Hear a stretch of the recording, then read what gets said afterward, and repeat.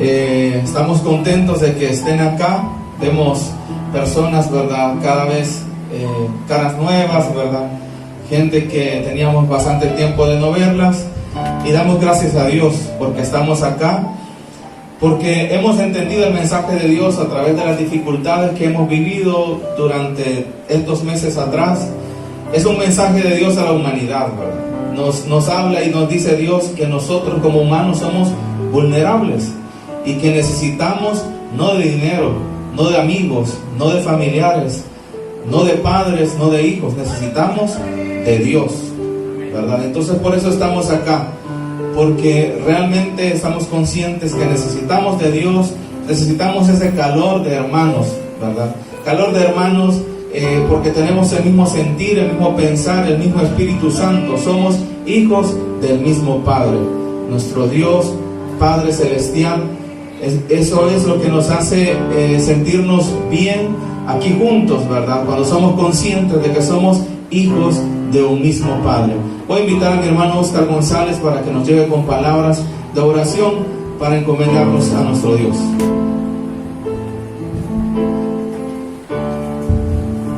Bien, vamos a orarle al Señor, vamos a ponernos en pie para pedir la dirección para que todo lo que se haga en este servicio dominical sea para exaltar y glorificar su santo nombre. Vamos a orar. Padre que estás en el cielo, te damos gracias, Señor, por tu amor, por tu misericordia, por tu bondad, porque tú eres bueno, Señor, porque para siempre es tu misericordia, Padre.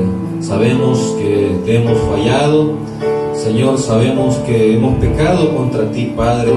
Por eso es que venimos y nos ponemos a cuenta contigo, Señor, confesando y declarando que somos pecadores, Señor. Confesamos nuestros pecados a ti y una vez, Señor, poniéndonos de acuerdo contigo y restableciendo esa comunión, queremos, Señor, bendecirte, exaltarte, porque tú eres bueno, Señor, porque tú eres santo, tú eres perfecto, Señor, y nosotros somos personas imperfectas, Padre, que pecamos, que fallamos a diario. Pero por eso estamos acá, Señor, esta mañana, pidiendo de tu amor, de tu gracia y de tu misericordia, para que tú, Señor, puedas hacer la obra en nosotros y ir siendo, ser cada vez mejores creyentes, Señor, para tu gloria y para tu honra, Padre. Gracias, Señor, te pido por cada uno de mis hermanos acá presentes, por cada familia representada en este lugar, Señor, para que tú puedas bendecirlo, para que tú, Padre, puedas hablar a su vida, Señor, en esta mañana, y que tú, Padre, puedas darnos el consejo que necesitamos para nuestra vida espiritual y para nuestra vida secular, Padre. Gracias. Todo lo que vamos a hacer, Señor, es con el fin de agradarte, de exaltar tu santo nombre, Señor. No permitas, Padre, que cualquier ego, Señor, que cualquier situación que estorbe tu obra, Padre, pueda intervenir, Señor. Te queremos exaltar y te queremos glorificar con todo nuestro corazón, con toda nuestra devoción, con nuestra alma, Padre, para declarar que solamente tú, Señor, eres Dios y que solamente en ti hay vida y vida eterna, Señor. Gracias, te bendecimos, te exaltamos, Señor. Bajo los méritos de nuestro Señor Jesucristo te hemos orado. Amén y amén. Podemos sentar.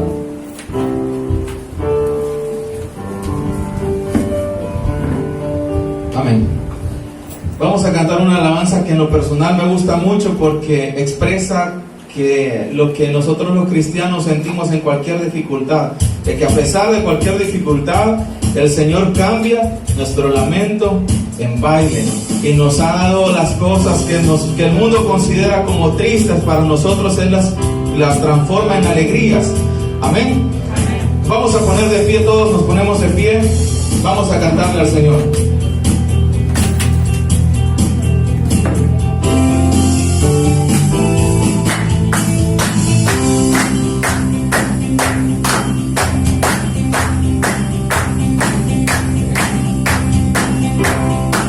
Vamos a cantarle al Señor con alegría y vamos a decirlo así. Y has cambiado mi lamento en baile, me ceñiste todo de alegría. Has cambiado mi lamento en baile, me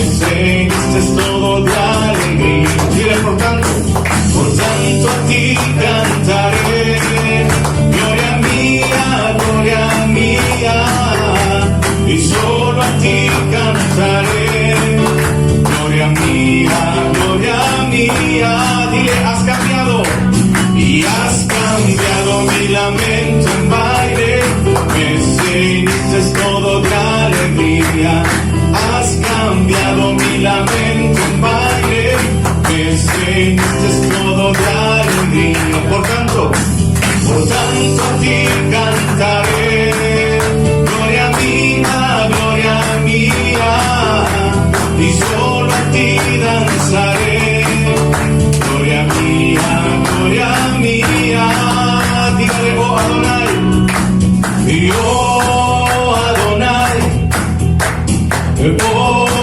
Adonai, Dios del universo, Señor de la creación, oh Adonai, Dios del universo, Señor de la creación. Los cielos cuentan tu gloria, tus hijos que te adoran por todas tus maravillas. Adonai, los cielos cuentan tu gloria, tus hijos que te adoran por todas tus maravillas.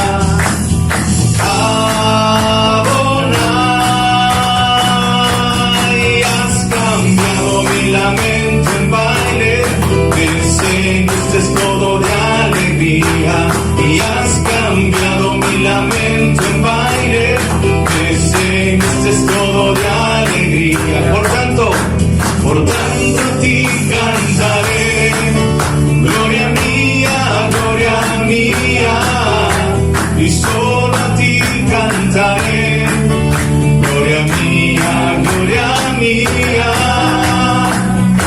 Amén, den un aplauso al Señor por lo que hace en nuestras vidas. Él es nuestro Dios, es nuestro Padre, y Él es el que nos da esa paz, esa alegría que dura eternamente y para siempre cuando nosotros entendemos su perfecta y santa voluntad. Amén. Seguimos de pie. Voy a invitar a mi hermano Isaac Benítez con la lectura correspondiente a esta mañana.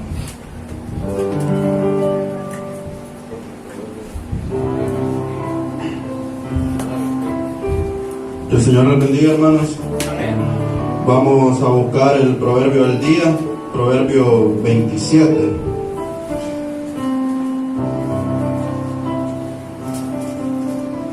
Me dan un amén cuando lo tengan para poder empezar. Amén. Bueno, leemos: no te jactes del día de mañana, porque no sabes qué dará de sí el día. Alévete el extraño y no tu propia boca, el ajeno y no los labios tuyos. Pesada es la piedra y la arena pesa, mas la ira del necio es más pesada que ambas. Cruel es la ira e impetuoso el furor, mas ¿quién podrá sostener delante de la envidia? Mejor es reprensión manifiesta que amor culto. Fieles son las heridas del que ama, pero impetuosos los besos del que aborrece. El hombre saciado desprecia el panal de miel, pero al hambriento todo lo amargo es dulce. ¿Cuál ave que se va de su nido? Tal es el hombre que se va de su hogar.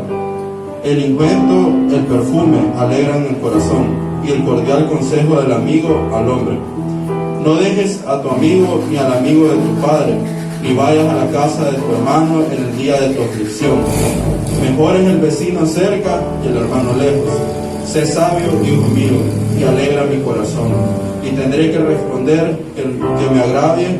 El avisado ve el mal y se esconde, mas los simples pasan y se llevan el daño. Quítale su ropa al que salió, fiador por el extraño. Y al que fía al extraño, tómale prenda. El que bendice a su amigo en alta voz, madrugando de mañana, por maldición se le contará. Gotera continúa en tiempo de lluvia, y la mujer rencillosa son semejantes. Pretende contenerle es como refreno al viento, o sujetar el aceite con su mano. Que el Señor los bendiga. Amén. Nos podemos sentar. Vamos a cantarle a nuestro Dios. Nuestro Dios que se hizo carne, habitó entre nosotros con una sola misión: venir en rescate de la humanidad, a morir por nosotros en la cruz del Calvario. Jesús, siendo inocente, se hace culpable por todos nosotros y lleva todos nuestros pecados a la cruz del Calvario. Muere y al tercer día resucita. Ese sacrificio es la muestra de amor más grande que puede existir en la historia de la humanidad. Él nos amó primero y nosotros agradecidamente le correspondemos y le podemos decir: Cristo, yo te amo, porque Él nos amó primero. Vamos a cerrar nuestros ojos. Gracias, Dios, porque no nos fulminaste, no nos destruiste como merecíamos. No recibimos ese pago, Dios, que nosotros merecemos, sino lo que no merecemos es lo que hemos recibido. Hemos recibido ese regalo, ese don precioso de la salvación, de la justificación. Gracias, Padre, por lo que nos has dado. Gracias por ese momento que nos das, en el cual nosotros podemos entrar confiadamente ante ti, Señor, ante tu trono santísimo, por medio de Jesús, por medio de su sangre. Podemos entonarte alabanzas, podemos hablarte a ti y podemos decirte como hijos tuyos y entonar esas alabanzas para ti, Señor. Dígale así conmigo: Cristo, yo te amo. Dile: Cristo, yo te amo. Cristo, yo te amo. No hay nadie como tú.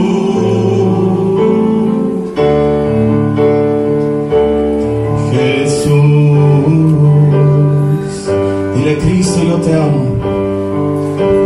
Cristo, yo te amo. Cristo, yo te amo. No hay nadie como tú. Nadie como tú, Jesús. Jesús.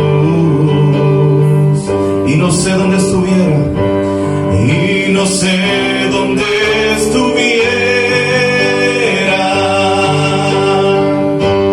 si yo a ti no te tuviera, si no hubiera conocido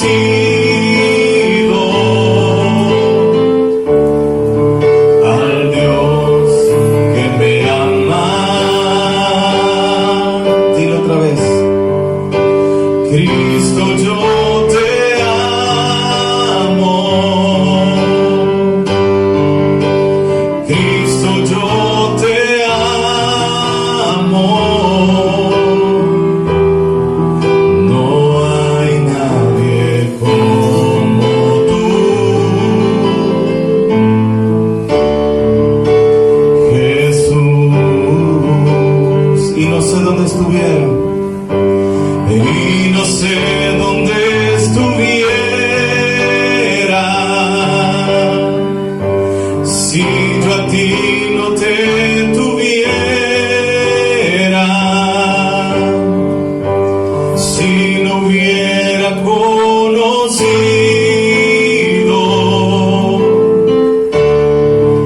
al Dios que me ama. Y no sé dónde estuviera si yo a ti no te tuviera, si no hubiera conocido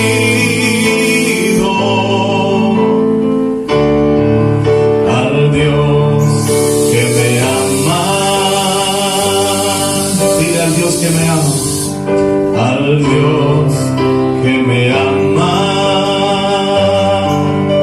Sí, Señor, tu amor, Dios, tu amor nos alcanzó, Señor. Gracias, Dios, por lo que tú hiciste en la cruz del Calvario. Porque de tal manera amó Dios al mundo que dio su Hijo unigénito, para que todo aquel que en él crea no se pierda, mas tenga vida eterna, Señor. Gracias, Padre, porque ahora somos tus hijos. Estamos reunidos aquí, Señor. No tenemos temor, Señor, porque tu amor aleja todo temor, Señor. Tu amor nos da seguridad. Tu amor le da sentido a todo lo que hacemos aquí, Señor. Tu amor le da sentido al hecho de estar reunidos. Al hacer lo que hacemos, pues estamos agradecidos, Dios. Agradecidos por lo que tú hiciste por nosotros. Y no solo por lo que hiciste, sino por lo que sigues haciendo. Tu misericordia es cada mañana, Señor. Nosotros seguimos siendo malos, nosotros seguimos pecando, Señor. Y tú sigues perdonando al ser humano. Tú sigues ahí como un buen Padre, Dios, guiándonos, protegiéndonos, proveyendo, Señor. Tú eres un buen Padre, Señor. Y por eso estamos aquí, Dios. Queremos escucharte, queremos aprender más de ti en este día. Háblanos a nuestro corazón, guíanos, Señor. Nosotros por nosotros mismos, Dios, a veces queremos buscar un sentido diferente a la vida, tomar el timón y darle dirección, pero caemos en el error y nos equivocamos. Así que venimos aquí, Dios, para que tú tomes el control de nuestra vida, nos des dirección, nos digas y nos expliques lo perfecta y santa que es tu voluntad, Señor. Gracias por este momento, gracias porque tú eres bueno, gracias por todo tu amor, Señor. Amén y amén. Bueno, hermanos, antes de pasar a mi hermano Oscar González, quiero darles algunos anuncios, ¿verdad? Y los anuncios, como siempre, ¿verdad?, es hacerle un recuerdo a usted que acá en la iglesia, ¿verdad?, en la iglesia Ministerio Gracia y Paz, nuestro deseo es alcanzar y predicar el Evangelio a todas las personas que estén a nuestro alcance, ya sea en su trabajo, ya sea en la universidad, ya sea sus amistades. Parece que ahorita no tenemos mucho alcance por el hecho de que no hay mucha convivencia, ¿verdad? Ya no se asiste a las universidades, a las escuelas, etc. Pero lo que usted pueda, hermano, con un mensaje, con una llamadita, ¿verdad?, con sus familiares, puede predicar el Evangelio, puede hablarles de Jesús, ¿verdad? Entonces hay que hacerlo. Y si usted puede, hermano, a sus familiares o amigos, invítelos a la iglesia, ¿verdad?, tráigalos, predícales el Evangelio, pues ese es el motivo por el cual nosotros estamos reunidos acá, ¿verdad? Para que nosotros podamos ser ese instrumento para que Dios alcance a esas personas que aún no han creído en el sacrificio que hizo Jesús en la cruz del Calvario. También otro anuncio, ¿verdad?, que seguimos planificando lo del retiro, ¿verdad? Seguimos, hermanos, no se nos olvida, seguimos planificando, estamos hablando con los jóvenes acerca de un drama. Obviamente el retiro no tiene fecha, ¿verdad? Estamos también pendientes de cómo avanza la pandemia, el tema también lo estamos considerando, ¿verdad? Pero también nosotros estamos analizando cómo hacerlo del retiro y cómo hacerlo de la manera correcta. Y bueno, también en el caso de las ofrendas, ¿verdad?, voy a invitar a mi hermano Carlos Chávez, que pueda pasar a recoger las ofrendas. Antes que pase mi hermano, quiero decirles de que nosotros como iglesia, ¿verdad?, adquirimos una pequeña deuda con la cuestión del sonido, ¿verdad?, porque era necesario, ¿verdad?, le estamos dando bastante uso al sonido para las predicaciones, para la alabanza y etcétera. Quiero decirles que gracias a Dios y a la colaboración, ¿verdad?, de unos hermanos, ya estamos prácticamente en el 90%, tenemos casi la deuda ya cancelada, ¿verdad? Porque hay hermanos que han estado fielmente dando sus $10, que $20 mensuales, que a veces no lo dio un hermano, pero otro se sumó y sí lo dio, que otro hermano dijo que no podía, pero otro sí puede. Eso es voluntario, ¿verdad? Es algo que, como la Biblia dice, cada quien dé como propuso en su corazón, ¿verdad? No con tristeza, sino que es algo que si usted siente en su corazón hacerlo, hágalo, ¿verdad? Pero si usted dice, no, que dar $10, no, que dar $1, con este $1 me compro algo, una bolsa de frutas, entonces mejor compre la bolsa de frutas, ¿verdad? Pero usted si va a dar algo, délo con alegría, ¿verdad? La Biblia dice que Dios ama al dador alegre, ¿verdad? Entonces yo siempre le digo, dé con alegría. Y le insisto, ¿verdad? Le explico lo del sonido. Uno, por si usted quiere participar y quiere hablar con el hermano Oscar y decir, mire, yo quiero participar y quiero que me apunte ahí $10 este mes. Yo no lo voy a dar todos los meses, pero este mes sí. O yo sí lo voy a dar todos los meses, o yo cuando pueda. O si usted dice $5, como usted guste, ¿verdad? Ahí es como usted bien le parezca. Lo que sí tenemos que estar conscientes nosotros es que la ofrenda es un mandamiento, ¿verdad? Que nosotros como hijos de Dios sí debemos de participar de la ofrenda, para ser agradecidos, ¿verdad? Y saber de que la iglesia tiene tiene que pagar ciertas cosas, ¿verdad? Entonces por eso le explico en qué se gasta el dinero que usted da, ¿verdad? Y en lo del sonido, si usted ve las cosas que están acá, cada vez vamos a ir comprando más cositas para la utilidad de la iglesia. Si usted tiene alguna duda, se le puede acercar al hermano Oscar o se le puede acercar a mí para decir, mira hermano, ¿y las ofrendas en qué se van? ¿Verdad? Yo quiero una explicación, ¿verdad? Entonces el hermano Oscar me dice, mira eso, guarda el recibo, guarda el recibo. Entonces ahí los tenemos todos los recibitos, ¿verdad? Ahí nosotros, para que usted sepa en qué se gasta cada centavo de esta iglesia. Así que hermanos, voy a invitar a mi hermano Carlos que pueda pasar por cada uno de sus lugares para recoger la ofrenda con alegría, ¿verdad? No, tienen que sonreír, el hermano no le va a agarrar una monedita si usted no le sonríe, ya le dijimos a él. Tiene que sonreír. Amén. Entonces, vamos a quedar con mi hermano Oscar González en esta mañana. Que el Señor le bendiga.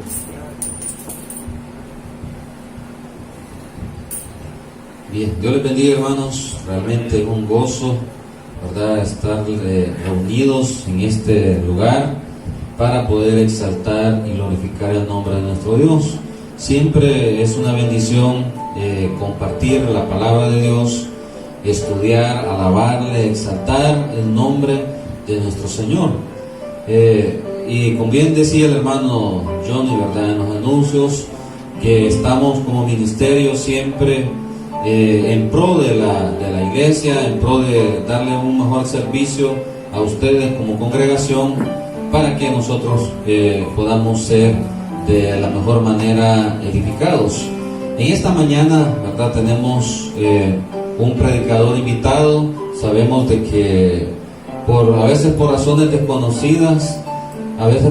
desconocidas, las iglesias se aíslan, ¿verdad? A veces quizás por el liderazgo, hay quienes afirman que quizás la doctrina no es compatible con otras iglesias y se vuelven bien celosos. Pero nosotros como ministerio Gracia y Paz hemos tomado la decisión de ser una iglesia con mucha apertura, una iglesia amigable, una iglesia con hermandad, con la cual podemos compartir con las iglesias hermanas. Y en el seminario, ¿verdad?, que se desarrolla en la primera iglesia bautista de acá de San Miguel,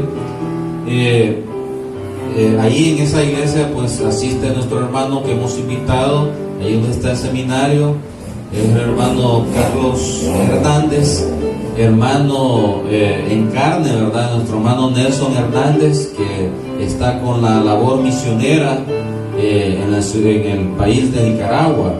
Así de que es una bendición realmente tener este tipo de predicadores, de maestros, ¿verdad?, de la categoría, del nivel de los hermanos, que tienen mucha experiencia, que toda su vida la han vivido, valga la redundancia, en el Evangelio.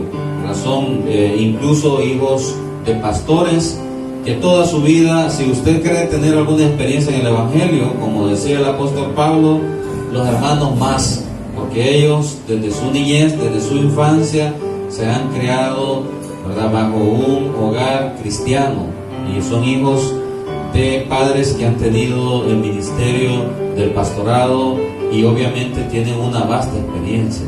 Así de que con ese antecedente, con esa pequeña biografía de nuestro hermano Carlos, vamos a hacerlo pasar para que pueda ser el que va a impartir la enseñanza en esta mañana. Pasa, hermano.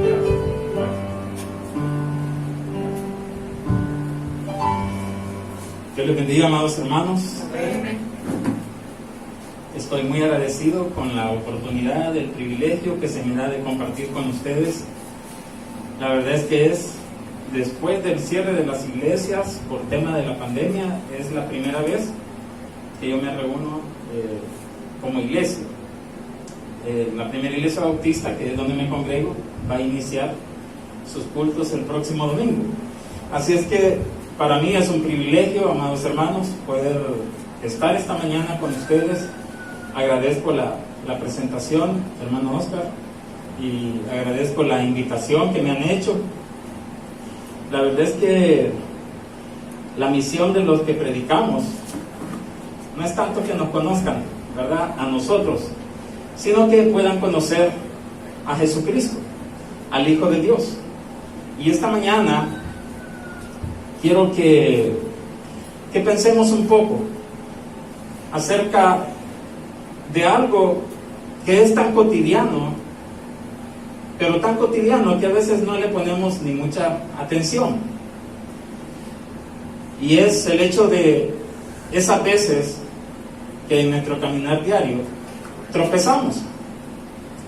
Estaba allá afuera mientras todos ustedes entraban, los vi a todos entrar por sus propios medios, caminando. Algunos venimos de más lejos, sobre 4 ruedas. A mí me tocó sobre 2 ruedas. Y por lo que veo, no tuvimos ningún problema en cuanto a tropezar. Pero tropezar, hermanos, es algo que es tan común para los que tenemos la bendición de poder caminar. ¿Sabe usted que hay mucha gente que quisiera tropezar, que quisiera tener esa experiencia de poder caminar y tropezar, pero no pueden porque están postrados en una cama? Nosotros, por la posibilidad que tenemos de movernos de un lado a otro, tarde o temprano terminamos tropezando con algo o con alguien. No sé si usted ahora mismo recuerde la última vez que se tropezó. Pudo haber sido algo gracioso, pudo haber sido algo peligroso, o quizás algo simplemente que no tuvo mayores repercusiones. Pero cuando usted y yo tropezamos, por lo general, el objeto con el que tropezamos se convierte automáticamente en nuestro punto de atención. Porque los tropiezos en la vida, hermanos, tienen la característica que son inesperados. Ni usted ni yo programamos salir de nuestra casa y al cruzar a la esquina voy a tropezar. Eso no lo programamos. Eso simple y sencillamente nos pasa en el momento menos pensado. Y podemos tropezar con una piedra, podemos tropezar con una raíz de un árbol, podemos tropezar con alguien, alguna persona. Y no necesariamente, hermanos, los tropiezos en la vida son cosas negativas. Si no estoy equivocado, los que estamos casados, un día nos tropezamos con esa persona que ahora es nuestra esposa. Y no fue para nada un accidente. Fue más bien un incidente, porque incidió en nuestras vidas. Lamentablemente, quizás haya matrimonios que haberse tropezado el uno con el otro resulte ahora en ser un terrible accidente, un desastre. Pero para los que estamos felizmente casados, el habernos tropezado con esa persona, si usted hace memoria, usted no nació ni creció con la persona que ahora comparte su vida. Fue un día, no sé, en el colegio, en la universidad, en el trabajo, en la comunidad donde usted se movió. De alguna manera, usted se encontró con esa persona. Y a eso también le llamamos un tropiezo de nuestra vida, pero que no necesariamente causó un efecto negativo. Pero lamentablemente hay matrimonios que en su andar conyugal tropiezan con el divorcio. Y ese tipo de tropiezos sí son traumáticos, son dolorosos, dejan heridas profundas, dejan cicatrices. En nuestra vida laboral podemos tropezar con el desempleo. Un día nos presentamos a trabajar, nos llama el jefe a la oficina y no nos lo esperábamos, nos anuncia que hasta ese día llegamos trabajando para esta empresa. Y cuando pasan este tipo de cosas, hermanos, nuestra atención está puesta en el objeto de nuestro tropiezo. Y para hablar en términos generales, el mundo entero tropezó en el 2020 con algo que hoy conocemos como el coronavirus, que terminó provocando una pandemia. ¿Y qué es lo que ha estado haciendo el mundo entero? Poniendo su mirada en las consecuencias que ha provocado la pandemia del coronavirus. Ha causado tantas dificultades, se ha llevado tantas vidas, ha provocado tanta desgracia, y nuestra mirada a nivel mundial está puesta en esto. ¿Cuándo vamos a salir de esto? ¿Cuándo va a salir una vacuna? ¿Cuándo vamos a quitarnos estas máscaras? ¿Cuándo vamos a poder abrazarnos? ¿Cuándo la vida va a volver a ser normal? ¿Se da cuenta cómo hoy apreciamos lo que teníamos antes y que lo veíamos tan cotidiano, tan común, que ya le habíamos perdido el valor? Ahora yo quiero preguntarle, ¿qué pasa cuando la gente se tropieza con usted? ¿Qué pasa con esa gente que se tropieza conmigo? ¿Es un accidente? ¿Deja daños? ¿O es un incidente? ¿Puedo yo incidir en esa persona de alguna manera? Esas son cosas que pasan todos los días. El otro día iba yo a mi ruta de trabajo y entre preocupado y triste, yo sabía que solo contaba con $5 para todo el día. Iba lejos, iba pidiéndole al Señor que no me fuera a fallar la moto, porque entonces ya eso requiere pues andar más dinero, ¿verdad?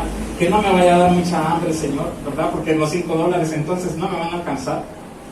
Y mientras estaba tratando con una cliente, empecé a buscarme la calculadora en la chaqueta, y como tiene varias bolsas, no me acordaba dónde me la había metido, metí la mano en una bolsa y sentí un papel. Basura, pero de alguna manera el tacto me decía, hey, tranquilo, esto no es cualquier basura, o sea, ¿qué es esto, verdad? Y hablando con la cliente, vuelvo a ver, y bendito, hermano, era un billete de $20 que se había quedado en esa chaqueta, no sé cuándo lo dejé ahí. Me tropecé con $20, que fueron una bendición, realmente. Pero, hermanos, tenemos que pensar esta mañana, desde el punto de vista bíblico, ¿qué es el Evangelio o qué pasó con nosotros cuando nos tropezamos con el Evangelio? Porque tarde o temprano, hermanos, en nuestra vida, nosotros somos confrontados con el Evangelio. Muchas veces vamos caminando por la vida tan distraídos hasta que llega el momento en que el Evangelio se interfiere en nuestro camino. El hermano Oscar lo dijo muy bien cuando me presentaba diciendo que soy hijo de un pastor. Mi papá fue pastor por 40 años en las iglesias bautistas en diferentes partes del país. Pero ser un hijo de pastor, hermanos, o nacer en un hogar cristiano no es garantía de que uno sea salvo.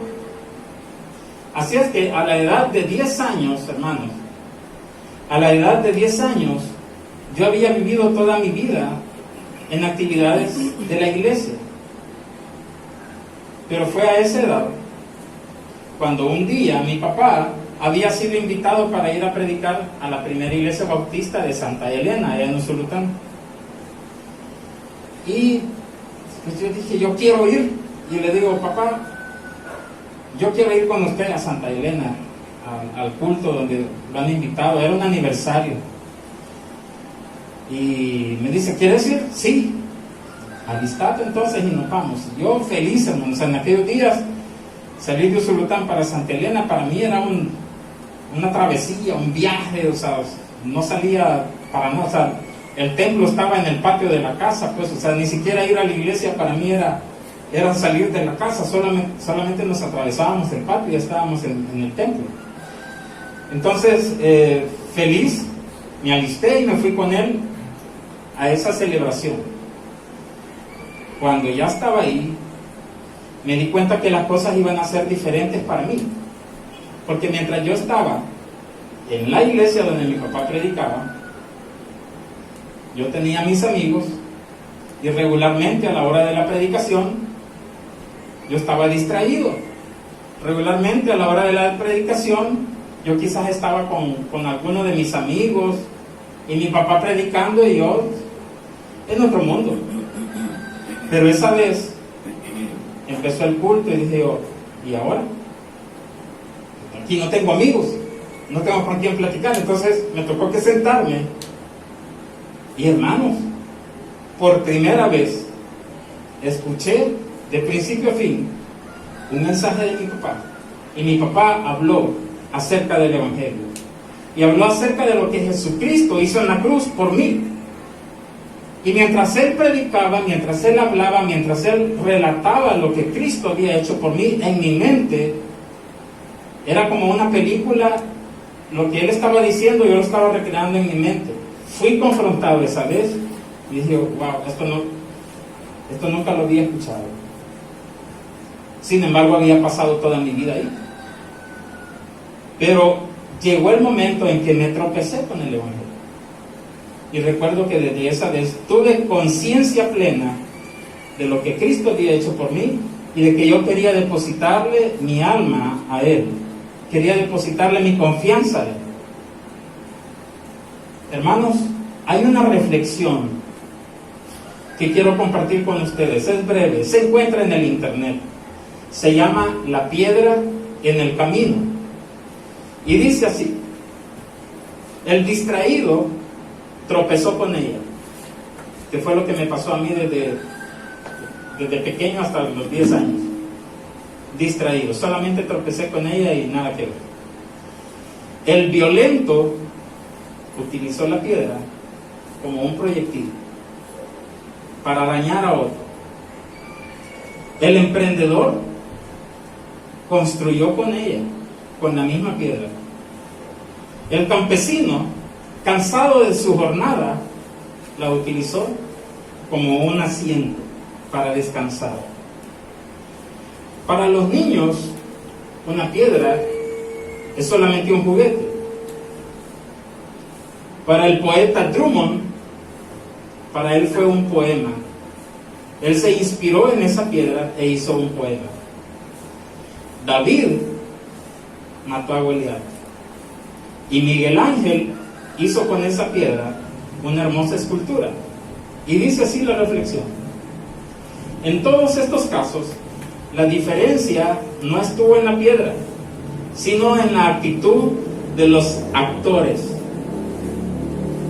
La misma piedra, pero diferentes personas con diferentes actitudes. Ahora preguntémonos, ¿cuál es nuestra actitud ante el Evangelio? ¿La pasamos desapercibido? ¿O es el Evangelio un tema que yo utilizo para atacar a las otras personas? Porque hay personas que hablan acerca del Evangelio, ¿sabía usted? Pero no es que sean creyentes, no es que sean salvos. Utilizan el Evangelio para atacar a la iglesia, para atacar a los creyentes. Son personas violentas. Usted puede descansar en el Evangelio. Usted puede descansar en la persona de Jesucristo. Usted puede construir su vida en Él, o puede destruir la de otros. O algunos pasan como los niños, jugando con el Evangelio. La Biblia nos habla, mis hermanos, de un hombre que tropezó con el Evangelio en el momento menos pensado y de la forma menos imaginada. Y les voy a invitar a que abran sus Biblias en el libro de los Hechos, en el capítulo 9. Y abuelo de pájaro, como dice, del versículo 1 al 22, voy a leerles, ustedes siguen con su mirada a la lectura. Voy a leerles de quién se trata, quién fue este hombre que un día se tropezó, literalmente, se tropezó con el Evangelio. Por eso titulé el tema de este mensaje, Tropezando con el Evangelio. Porque a propósito, yo quiero que hoy usted, sea creyente o no, se tropiece con el Evangelio. Hechos, capítulo 9, versículos del 1 al 22, dice de la siguiente manera: Saulo, respirando aún amenazas y muerte contra los discípulos del Señor, vino al sumo sacerdote y le pidió cartas para las sinagogas de Damasco, con el propósito de que si hallase a algunos hombres o mujeres de este camino, o sea, creyentes, cristianos, los pudiera traer presos a Jerusalén. Por el solo hecho de ser cristianos, él quería ir a arrestar a estos hombres y mujeres. Versículo 3 dice: mas yendo por el camino, aconteció que al llegar cerca de Damasco, ¿qué dice? Repentinamente, como suele suceder con los tropiezos, ¿verdad? Algo inesperado, repentinamente le rodeó un resplandor de luz del cielo, y cayendo en tierra, escuche eso, cayendo en tierra, oyó una voz que le decía: Saulo, Saulo, ¿por qué me persigues? Saulo responde: ¿quién eres, Señor? Y le dijo: yo soy Jesús, a quien tú persigues. Dura cosa te es dar coces contra el aguijón. O en otras palabras, dura cosa te es dar patadas contra el aguijón. Versículo 6. Saulo, temblando y temeroso, dijo: Señor, ¿qué quieres que yo haga? Y el Señor le dijo: levántate y entra en la ciudad, y se te dirá lo que debes hacer. Y los hombres que iban con Saulo se pararon atónitos, no lo podían creer. Oyeron la voz, sin embargo no vieron a nadie. Entonces Saulo se levantó de tierra y abriendo los ojos, ¿qué dice? No veía a nadie, había quedado ciego. Así que llevándole por la mano, como un niño, como alguien totalmente indefenso, le metieron en Damasco, donde estuvo por 3 días sin ver, y no comió ni bebió. Había entonces en Damasco un discípulo llamado Ananías, a quien el Señor dijo en visión: Ananías. Y él respondió: heme aquí, Señor. Y el Señor le dijo: levántate y ve a la calle que se llama Derecha, y busca en casa de Judas a uno llamado Saulo de Tarso, porque he aquí él ora, y ha visto en visión a un varón llamado Ananías, que entra y le pone las manos encima para que recobre la vista. Entonces Ananías respondió: Señor, he oído de muchos acerca de este hombre, cuántos males ha hecho a sus santos en Jerusalén, y aún aquí tiene autoridad de los principales sacerdotes para prender a todos los que invocan tu nombre. El Señor le dijo: ve, porque instrumento escogido me es este para llevar mi nombre en presencia de los gentiles y de reyes y de los hijos de Israel, porque yo le mostraré, dice el Señor, cuánto le es necesario padecer por mi nombre. Un paréntesis, me llama la atención la actitud de Ananías, muy similar a la iglesia de hoy. El Señor nos manda a tocar a otras personas con el Evangelio. Nosotros decimos, Señor, pero si ese es un drogadicto, si ese es un delincuente, si esa mujer es tramposa, ¿cómo se te ocurre? Llegamos al punto de contradecir al Señor. ¿Cómo vas a creer que esa persona va a recibir por fe el Evangelio? Pero el Señor no le estaba pidiendo su opinión a Ananías. Él estaba dando una orden, cual orden sigue vigente para la iglesia hasta el día de hoy. Estamos llamados a ir y llevar el mensaje del Evangelio a otras personas. Por eso el Señor le responde en el versículo 15 a Ananías: ve, sin darle mayor explicación, porque instrumento escogido me es este para llevar mi nombre en presencia de los gentiles y de reyes y de los hijos de Israel, porque yo le mostraré cuánto le es necesario padecer por mi nombre. Y aquí cambia la actitud de Ananías en el versículo 17. Fue entonces Ananías y entró en la casa, y poniendo sobre él las manos, dijo, ¿qué le dijo? Hermano Saulo. Ya no es, uy, ese hombre, ¿verdad?, tan malvado, tan sanguinario. Ya no era aquel hombre.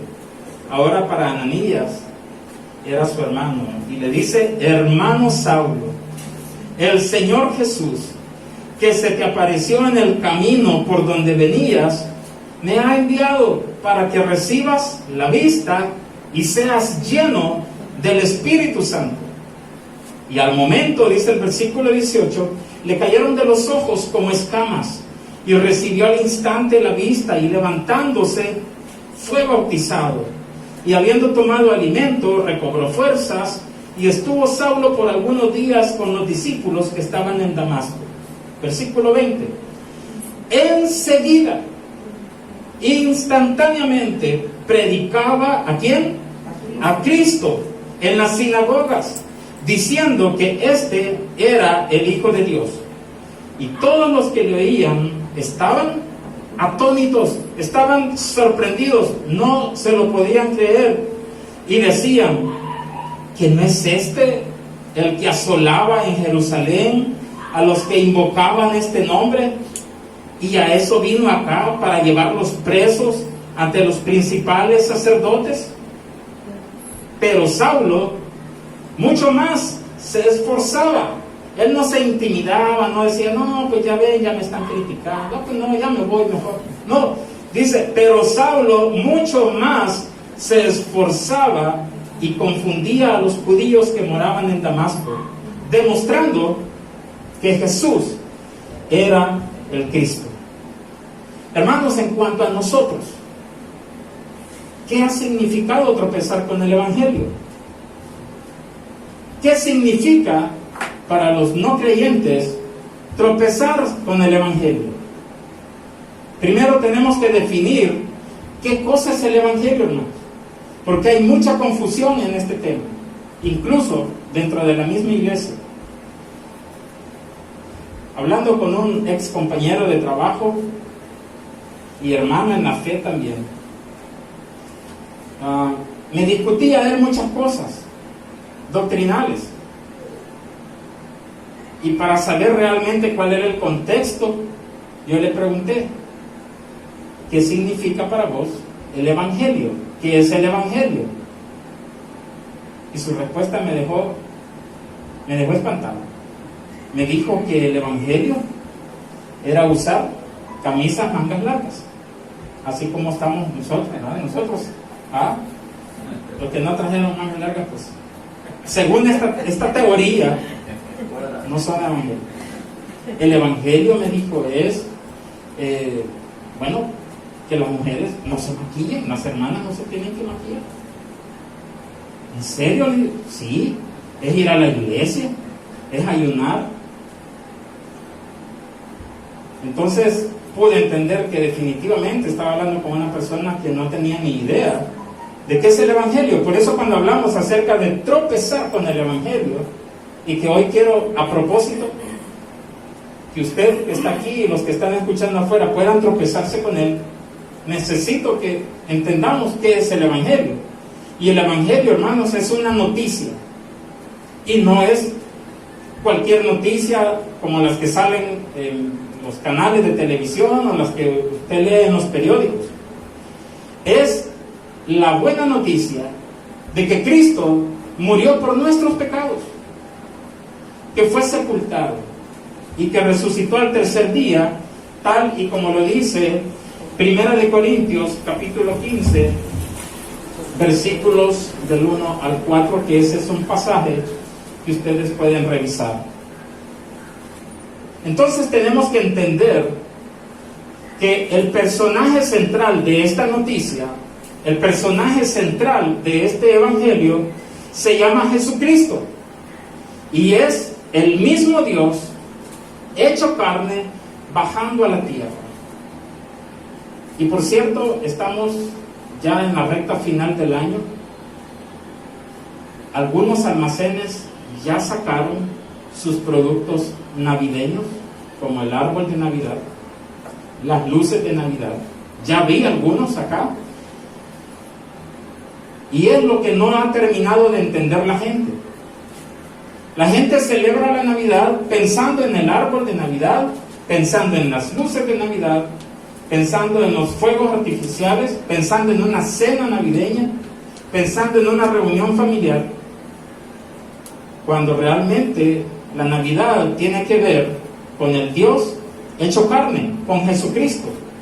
Y para eso vamos a leer, y le voy a pedir que busquen en sus Biblias el Evangelio de Juan, capítulo 1. El Evangelio de Juan, capítulo 1, versículos del 1 al 18. Y lo voy a leer nuevamente en voz alta, y usted puede seguirlo con su mirada. Juan, capítulo 1, versículos del 1 hasta el 18. Lo leo, dice así: en el principio era el Verbo, y el Verbo era con Dios, y el Verbo era Dios. Este era en el principio con Dios. Versículo 3. Todas las cosas por Él fueron hechas, y sin Él nada de lo que ha sido hecho fue hecho. En Él estaba la vida, y la vida era la luz de los hombres. La luz en las tinieblas resplandece, y las tinieblas no prevalecieron contra ella. Hubo un hombre enviado de Dios, el cual se llamaba Juan. Este vino por testimonio, para que diese testimonio de la luz, a fin o con el propósito de que todos creyesen por él. No era él la luz, sino para que diese testimonio de la luz, aquella luz verdadera, aquella luz que alumbra a todo hombre, venía a este mundo. En el mundo estaba, y el mundo por él fue hecho, pero el mundo no le conoció. A lo suyo vino, y los suyos no le recibieron. Mas a todos los que le recibieron, a los que creen en su nombre, les dio potestad de ser hechos hijos de Dios, los cuales no son engendrados de sangre, ni de voluntad de carne, ni de voluntad de varón, sino de Dios. Y aquel Verbo fue hecho carne y habitó entre nosotros, y vimos su gloria, gloria como del unigénito del Padre, lleno de gracia y de verdad. Juan dio testimonio de él y clamó diciendo: este es de quien yo decía, el que viene después de mí es antes de mí, porque era primero que yo. Porque de su plenitud tomamos todos, y gracia sobre gracia. Pues la ley por medio de Moisés fue dada, pero la gracia y la verdad vinieron por medio de Jesucristo. A Dios nadie le vio jamás. El unigénito Hijo, que está en el seno del Padre, Él le ha dado a conocer. Hermanos, hay que resaltar que solo 2 libros de la Biblia empiezan sus narrativas con la expresión en el principio. El primero, pues es el libro de los principios, Génesis. Génesis 1:1 empieza diciendo: en el principio creó Dios los cielos y la tierra. Juan 1:1 dice: en el principio era el verbo, y el verbo era con Dios, y el verbo era Dios. ¿Qué nos indica esto, hermanos? ¿Qué podemos entender respecto a esto? Bueno, que la Biblia es contundente en sus declaraciones. Estas declaraciones no son ambiguas, hermanos. La Biblia no anda tocando aguado en estos temas, como suelen suceder las historias de los científicos, o las historias que encontramos en las leyendas y los cuentos. Estos por lo general empiezan: había una vez, ¿verdad? ¿Cuándo? Saber. Hace muchos millones de años atrás. Son otras expresiones que usted puede escuchar en canales como Discovery, que hablan acerca de la creación del universo, o en un lejano lugar del universo, ¿verdad? Suelen escucharse ese tipo de declaraciones. La Biblia no anda con ese tipo de ambigüedades, es contundente y declara dónde empezó todo y con quién empezó todo. Por eso, la Biblia no es un libro de cuentos de hadas, no es un libro de fantasías ni de leyendas urbanas. Si así fuera, la Biblia no fuera prohibida en ningún país, porque fuera un libro inofensivo, fuera un libro más en la biblioteca de una persona, estuviera a la par de Alicia en el País de las Maravillas o Caperucita Roja, que no le hacen mal a nadie, que no inciden en la vida de nadie. Pero si por algo la Biblia es prohibida en algunos países, es porque dice la verdad, y la verdad acerca de Dios siempre ofende al ser humano. Así es que vemos que la Biblia, en este caso, es el único libro de la literatura universal que se adjudica la historia de todo lo que conocemos desde el principio, y aún hasta de lo que no conocemos, porque los científicos se siguen sorprendiendo, siguen encontrando cada vez más galaxias, más distantes, más grandes. El universo pareciera que no tiene fin. Esa es la grandeza del Dios que nosotros conocemos a través de la Biblia. ¿Y a quién vemos cuando la Biblia habla acerca del principio? ¿A quién vemos en la historia? Bueno, en Génesis 1:1 es claro, ¿verdad? En el principio creó Dios los cielos y la tierra.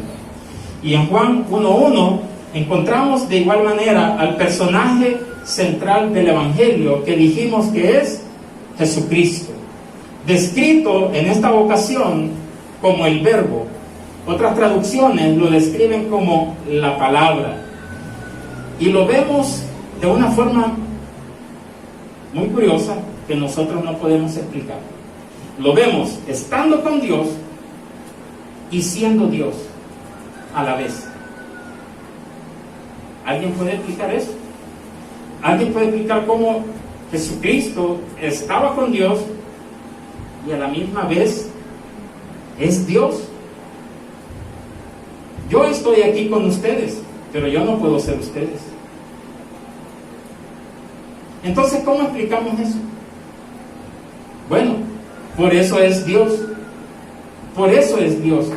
Si usted o yo o alguien más pudiera explicar a Dios, Dios dejaría de ser Dios, y el que lo explicó, ese sería Dios. Porque nuestra mente es muy finita, es muy limitada. Son misterios divinos que le pertenecen al Señor, y no sabemos si algún día lo lleguemos a comprender estando allá con Él. Pero no es necesario comprenderlos tampoco para adquirir el favor de Dios. Lo vemos al Señor Jesucristo desde el principio, y en el versículo 3 se nos declara que todo fue hecho por y a través de Jesucristo. Algunas religiones dicen que Jesús es un ser creado, pero la misma Biblia nos dice que todo fue hecho por Jesucristo y a través de Jesucristo. Además, en el versículo 4, usted puede ver cómo Jesucristo es declarado la vida y la luz de los hombres. La vida y la luz de los hombres solo se encuentra en Jesucristo. Algunas religiones pretenden usurpar el lugar de Jesucristo y piensan que la salvación del hombre está a través de sus puertas. Solo si usted es de esta o de esta otra religión, usted puede ser salvo. Y la Biblia no dice eso. Y la Biblia es la palabra de Dios y declara en el versículo 4 que la vida y la luz de los hombres se encuentra en la persona bendita de nuestro Señor Jesucristo. En el versículo 5 encontramos algo muy interesante y que quizás nos pueda parecer algo obvio, algo muy común. Dice el versículo 5, la luz en las tinieblas, ¿qué hace? Resplandece. Y las tinieblas no pueden prevalecer contra ella. Nos puede parecer algo muy cotidiano, muy diario, porque cuando cae la noche, ¿qué es lo que hacemos para eliminar las tinieblas de nuestra casa?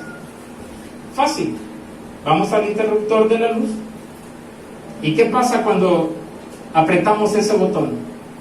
Las tinieblas desaparecen porque apareció la luz. Es una luz producida por la energía eléctrica. ¿Qué pasa cuando el sol empieza a salir acá por el oriente? Habíamos pasado ya unas horas de oscuridad durante la noche, pero ¿tiene la luz del sol que esperar a que las tinieblas de la noche decidan cuándo se van a ir? No, aparece la luz e inmediatamente desaparece la oscuridad.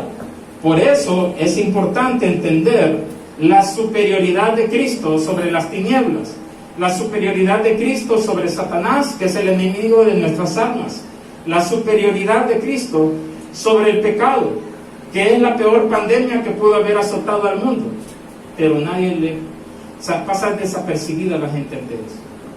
La gente se ha preocupado por la pandemia actual y todos los gobiernos están tratando de que su gente esté a salvo. Pero ¿por qué no hace nada la gente? ¿Por qué no hacen nada los gobiernos? Por cuidar a sus ciudadanos de la peor pandemia que ha caído sobre la raza humana, que es el pecado. Porque los hombres amaron más las tinieblas que la luz. Pues hermanos, es interesante que hasta el versículo 5 encontramos a Jesús como Dios sin la intervención del hombre. Mas sin embargo, en el versículo 6 le place a Dios, en su voluntad estuvo tener misericordia de un mortal llamado Juan, apodado el Bautista. Y en el versículo 7 lo vemos presentado como un cartero, alguien que lleva un mensaje. Los que predicamos la palabra de Dios solamente somos los mensajeros. El mensaje viene de parte de Dios. Nosotros somos los que nada más presentamos las noticias. O usted, cuando usted ve una noticia mala en la televisión, ¿usted se enoja con el presentador de noticias? No, usted se enoja de dónde se genera esa noticia. De igual manera, cuando alguien recibe el mensaje de la palabra de Dios, está recibiendo no al mensajero, está recibiendo al dueño del mensaje.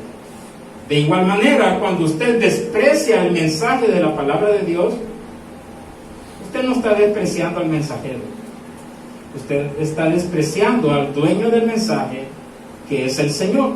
Y en este caso, Juan es presentado como un cartero, como alguien que tiene no solamente el privilegio, sino que tiene también la responsabilidad de presentar a Jesucristo como la vida y la luz para los hombres, para el género humano, con un propósito específico, de que todos crean en Jesucristo por medio de su testimonio.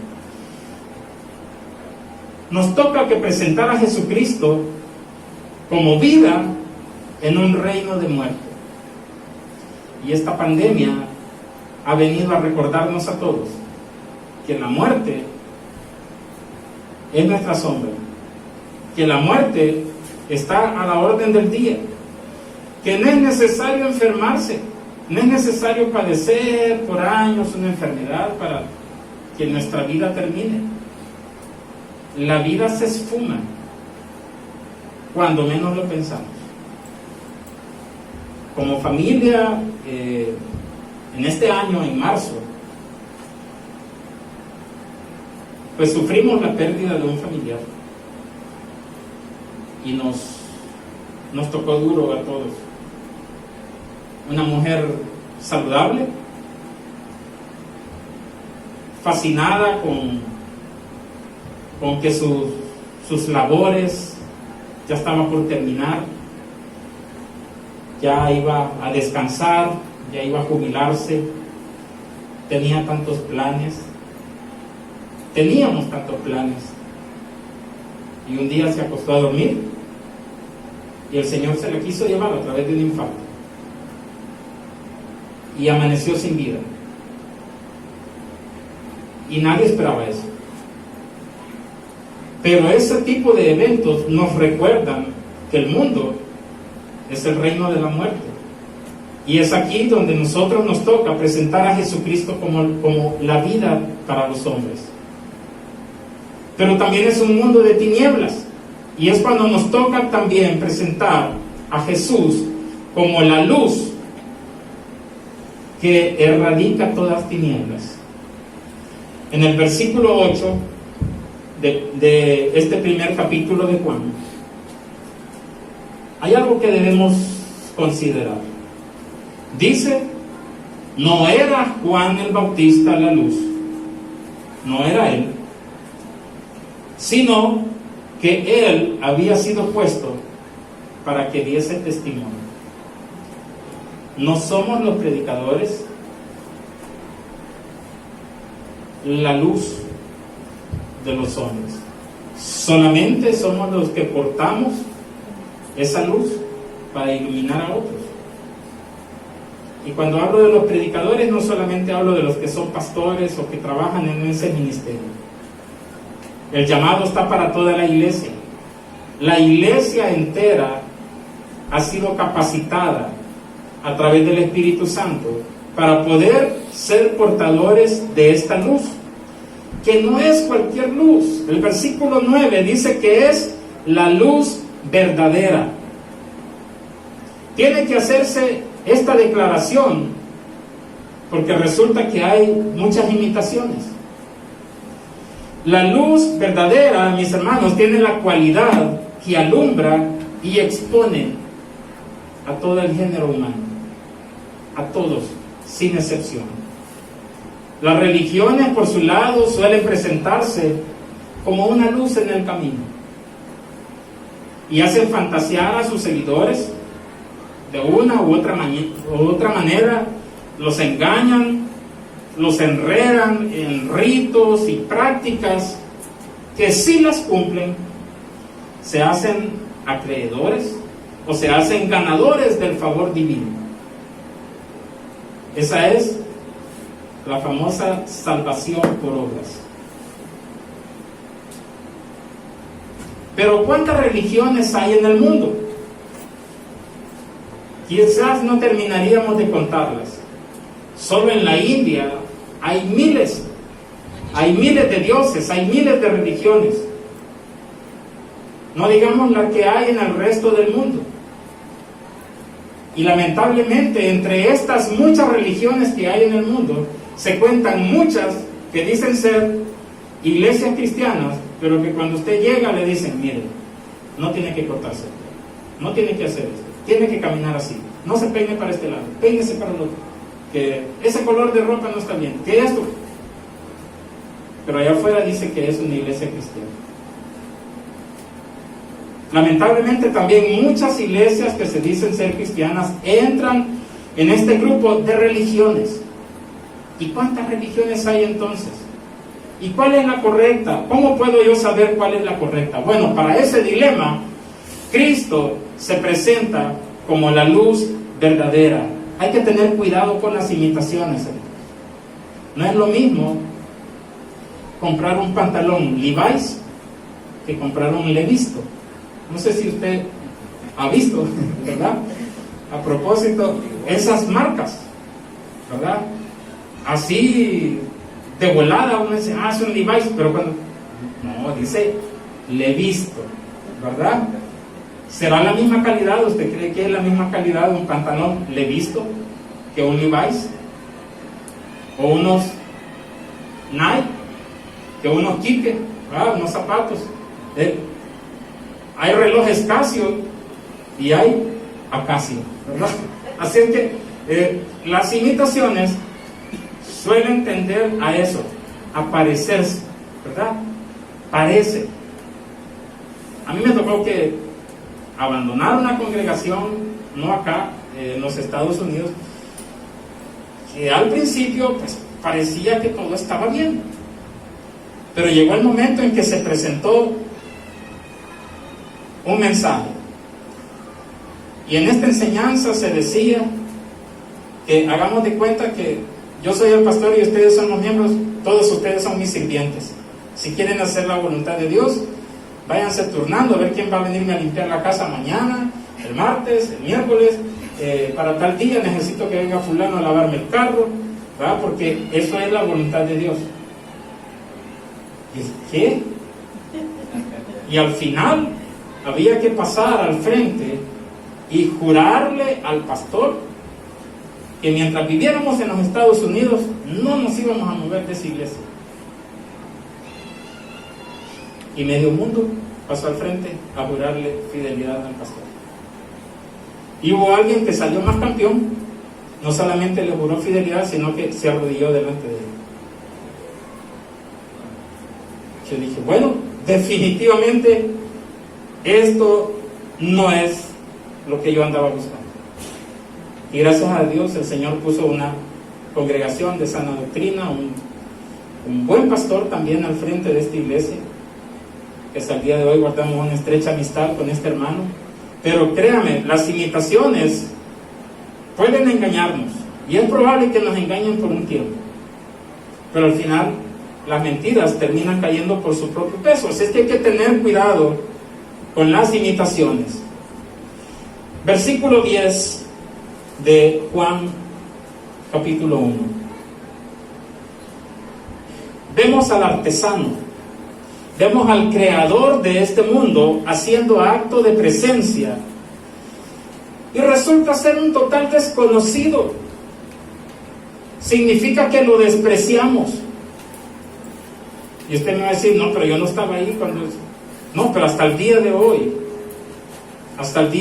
el Señor sigue siendo motivo de desprecio para muchas personas, incluso los creyentes.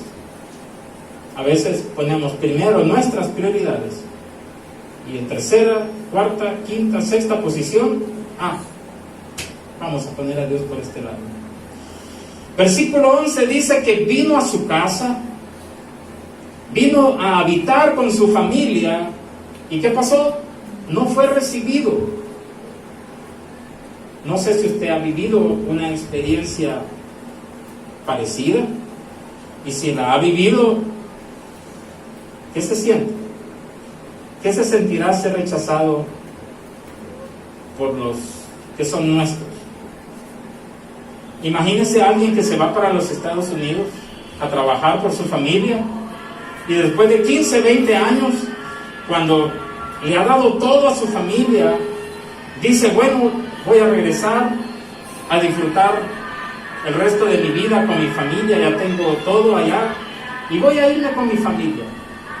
Y cuando viene acá se da cuenta que su esposa ya no es su esposa, ya hay otro hombre ahí, o viceversa.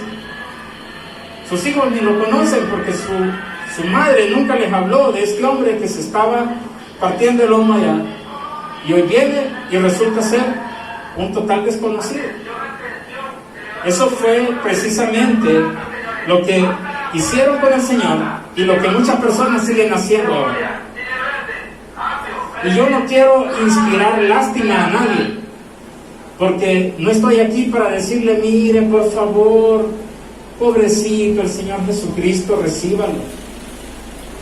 Como si el Señor perdiera algo con nuestro desprecio. ¿Quién es el que pierde?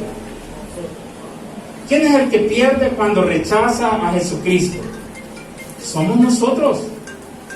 Somos nosotros. Así es que no quiero que piensen que pobrecito el Señor Jesús, me voy a entablar en una relación con Él.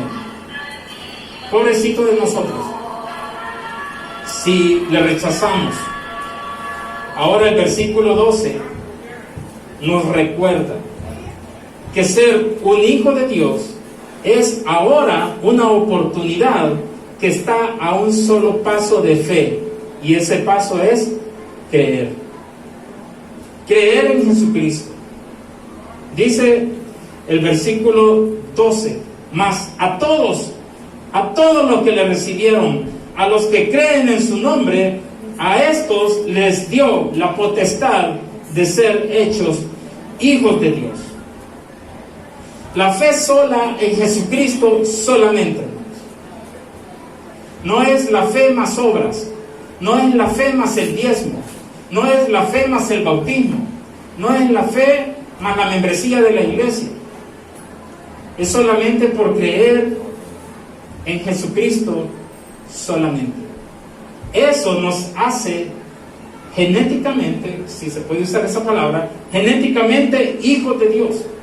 Pero no estamos hablando de una genética humana, una genética que venga de la carne, sino que es una genética que viene del cielo. Si hablamos de genética, nuestros hijos, ¿a quién se parecen? Pues a nosotros, ¿verdad? Tienen rasgos del padre, tienen rasgos de la madre, tienen rasgos de ambas familias, porque esa es su descendencia. Pues cuando una persona se convierte en hijo de Dios, genéticamente, espiritualmente hablando, pues lo menos que puede hacer es parecerse a su padre, ¿no? Es gratificante de alguna manera que uno, sin decir nada, de repente aquella persona que lo acaba de conocer le pregunte a uno, mire, ¿usted es cristiano? ¿Por qué? Es que, no sé, hay algo que veo diferente en usted. No sé si les ha pasado, pero es increíble cómo a veces, sin necesidad de decirlo con nuestra boca, sin necesidad de andar a veces con la Biblia en la mano, pero nuestras actitudes, nuestra forma de conducirnos, refleja mucho de quién somos hijos.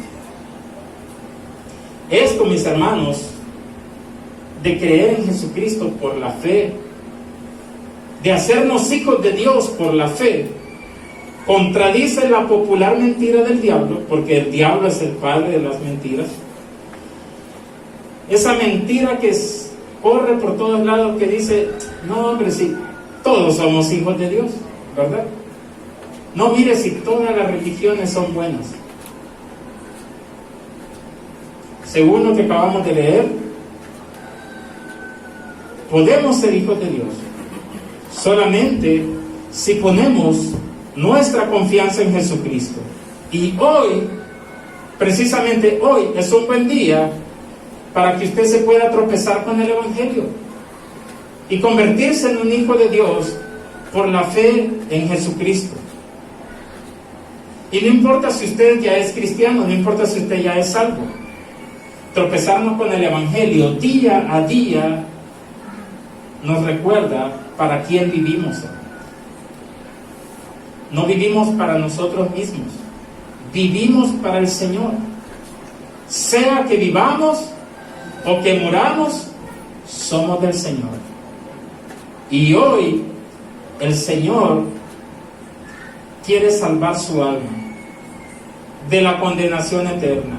Segunda de Corintios capítulo 6 y versículo 2 dice el Señor: en tiempo aceptable te he oído, y en día de salvación te he socorrido. He aquí ahora el tiempo aceptable, he aquí ahora el día de salvación. Cuando yo quiero que mis hijos hagan algo, ya,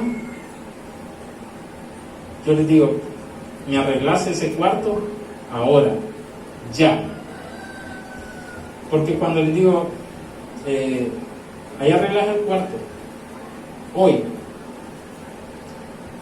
ellos entienden que tienen todo el día para arreglar el cuarto. Y cuando yo regreso de trabajar, pues como no se ha terminado el día, pues todavía no lo han arreglado.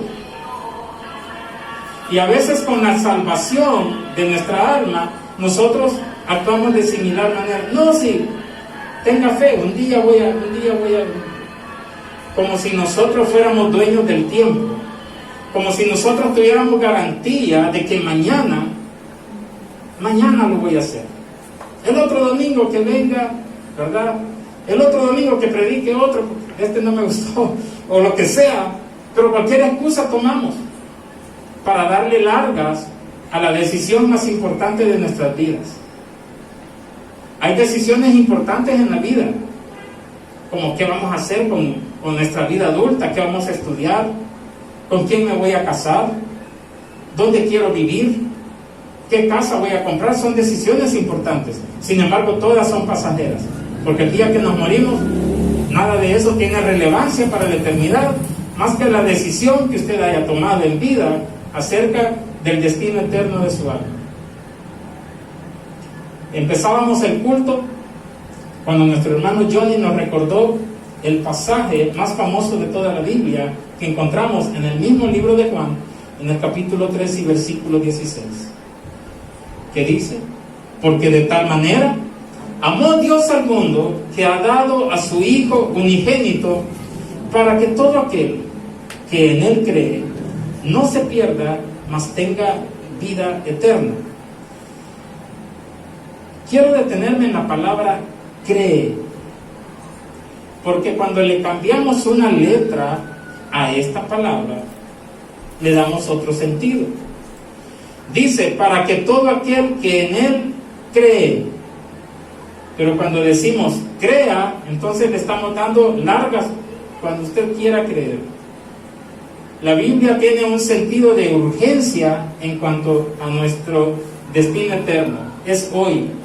Hoy que usted está aquí, hoy que usted está respirando, hoy que usted está ahí en su casa, en la sala, donde quiera que usted esté escuchando. Es hoy que usted necesita creer en el Hijo de Dios para que no se pierda, sino que para que tenga vida eterna.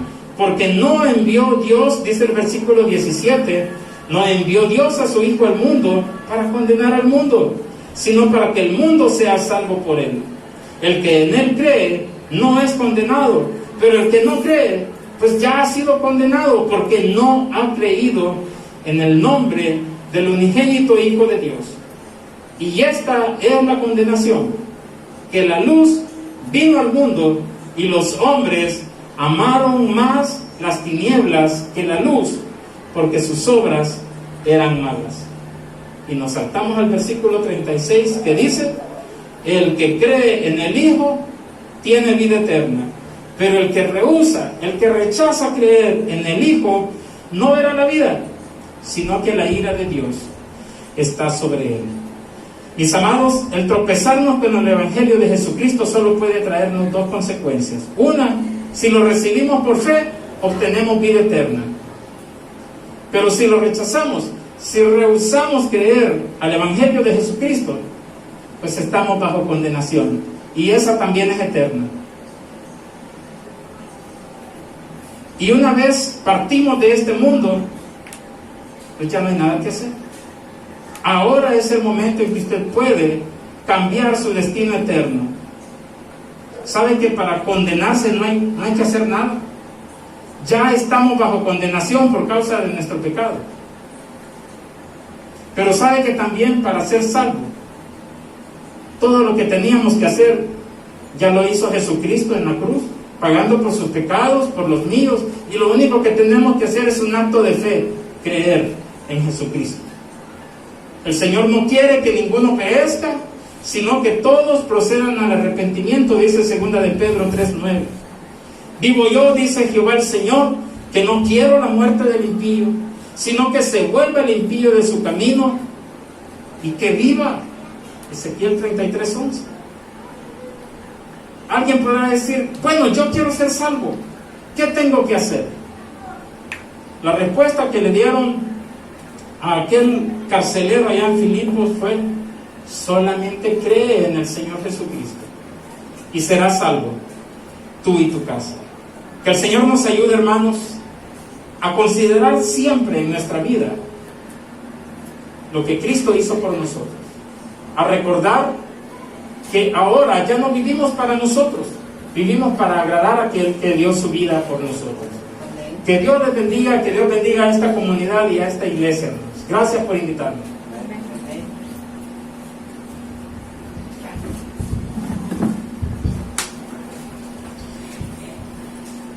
Bien, vamos a cantar la última alabanza. Quiero invitar a los hermanos.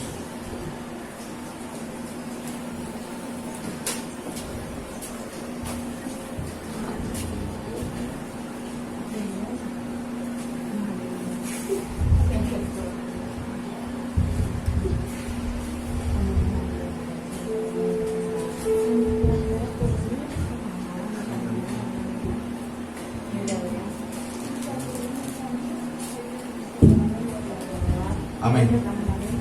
Vamos a cantar una alabanza para quedar despedidos. Recuérdense que después, ¿verdad?, de cantar la alabanza, tenemos un pequeño refrigerio, ¿verdad? La idea es que compartamos, que platiquemos, que convivamos como hermanos. Amén. Vamos todos con nuestras palmas.